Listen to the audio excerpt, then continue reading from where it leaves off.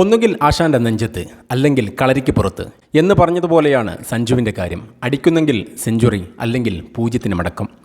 തമാശയായി ഇങ്ങനെ പറയാമെങ്കിലും കാര്യത്തോടടുക്കുമ്പോൾ അത്ര തമാശയൊന്നുമല്ല.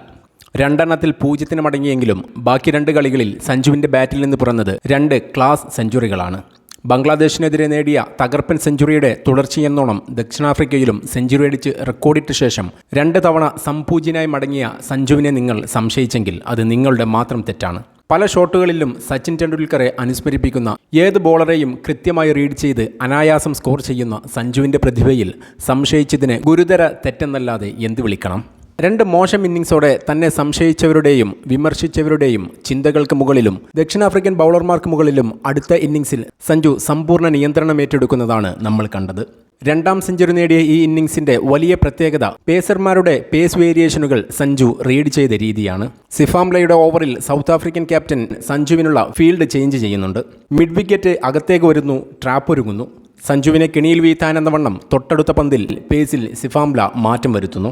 തനിക്ക് ചുറ്റുമൊരുങ്ങിയ ഫീൽഡും പേസിലെ ചേഞ്ചും ഞൊടിയുടെ കൊണ്ട് സ്കാൻ ചെയ്ത സഞ്ജു ആ പന്തിനെ ഡീപ്പ് വിക്കറ്റിന് മുകളിലൂടെ ഗാലറിയിലേക്ക് പറത്തുന്നു. താനൊരുക്കിയ കുഴി സഞ്ജുവിനെ വീഴ്ത്താനുതകുന്നതല്ലെന്ന് തിരിച്ചറിഞ്ഞ ദക്ഷിണാഫ്രിക്കൻ ക്യാപ്റ്റൻ മക്രത്തിന് ഫീൽഡിൽ വീണ്ടും ചേഞ്ച് വരുത്തുകയല്ലാതെ രക്ഷയില്ല. അടുത്ത പന്തിന് മുന്നേ മിഡ് വിക്കറ്റ് വീണ്ടും പിറകോട്ടിറങ്ങുന്നു. ക്രീസിലുള്ളത് ഒരു വേൾഡ് ക്ലാസ് ബാറ്ററാണെന്ന് തിരിച്ചറിവ് മക്രത്തിന് വന്നെങ്കിലും അവനെ തടയാൻ എന്ത് ചെയ്യണമെന്ന് കൃത്യമായ ധാരണയിലെത്താൻ സൗത്ത് ആഫ്രിക്കൻ ക്യാപ്റ്റൻ പരാജയപ്പെട്ടു. മക്രം മാറ്റി പരീക്ഷിച്ച ബൗളർമാരെയെല്ലാം സഞ്ജു എക്സ്ട്രാ കവറിലൂടെയും സ്ക്വയർ ലെഗിലൂടെയും മിഡ് ഓഫിലൂടെയുമെല്ലാം നിരന്തരം ബൗണ്ടറി കടത്തുന്നതിനിടെ മനോഹരമായൊരു റിവേഴ്സ് സ്വീപ്പ് കളിക്കുന്നത് കണ്ടു. റിവേഴ്സ് സ്വീപ്പുകൾ ഇത്രയും അനായാസമായി കളിക്കാൻ കഴിയുന്ന ഒന്നാണെന്ന് വെറുതെ അങ്ങ് കാട്ടിത്തരുന്ന രീതിയിൽ മക്രത്തെ ബൗണ്ടറി കടത്തിയൊരു റിവേഴ്സ് സ്വീപ്പ്, ഫീൽഡിനെ കീറിമുറിക്കുന്ന ബൗളർമാരെ തളർത്തിക്കളയുന്ന സൂപ്പർ പ്ലേസ്മെന്റ്. പിന്നീട് വന്ന സിമലനയുടെ ഓവറിൽ ഒരു സ്ലോവർ ബോളുണ്ട്. ഫാസ്റ്റ് ബൗളറായ സിമലനെ സഞ്ജുവിനുള്ള ട്രാപ്പ് എന്നോണം എറിഞ്ഞ ആ സ്ലോ ബോൾ കൃത്യമായി റീഡ് ചെയ്ത സഞ്ജു ഷോട്ട് അല്പം വൈകിപ്പിക്കുന്നു. എക്സ്ട്രാ കവറിന് മുകളിലൂടെ ആ പന്തിനെ മനോഹരമായി ലോഫ്റ്റ് ചെയ്യുന്നു. Perfect timing and power keep ചെയ്ത ഷോട്ട് ഓഫ് ദ മാച്ച് എന്ന് വിശേഷിപ്പിക്കാവുന്ന ഒരെണ്ണം.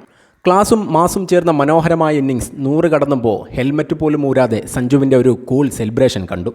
കഴിഞ്ഞ 2 മോശം ഇന്നിങ്സിന് കേട്ട പഴിയുടെയും വിമർശനങ്ങളുടെയും നേരെ നെഞ്ചുവിരിച്ചൊരു നിൽപ്പുണ്ട്. ഇപ്പോൾ പറയടാ എന്ന മട്ടിൽ.